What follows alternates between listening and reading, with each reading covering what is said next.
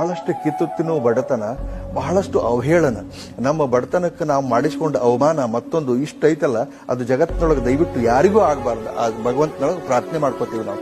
ನಮ್ಮ ಅಣ್ಣತಮ್ಮರು, ಸಮಾಜದವರು, ಅವರು ಇವರು ಬಂಧುಗಳು ಬಹಳ ಇನ್ಸಲ್ಟ್ ಮಾಡ್ಯಾರ, ನಮ್ಮ ಬಡತನನ ಅವಹೇಳನ ಬಹಳಷ್ಟು ಮಾಡ್ಯಾರ.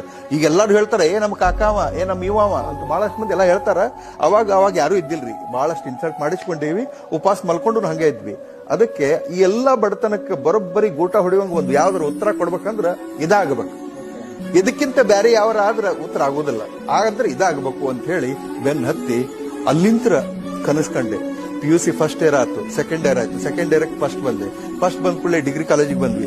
ಡಿಗ್ರಿ ಕಾಲೇಜ್ನೊಳಗೆ ಅಲ್ಲಿ ಕಾಂಪಿಟೇಷನ್ ಮಾಡಿ, ಡಿಗ್ರಿ ಕಾಲೇಜಿನ ನಮ್ಮ ದೋಸ್ತರು ಬಹಳ ಶಾಣ್ಯಾರಿದ್ರು, ಅವ್ರ ಜೊತೆ ಕಾಂಪೀಟ್ ಮಾಡಿ ಅಲ್ಲೂ ಒಂದ್ ಸ್ವಲ್ಪ ಏನೇನೋ ಮಾಡ್ಕೊಂಡು ಒಂದ್ ಹಂತಕ್ಕೆ ಬಂದ್ವಿ.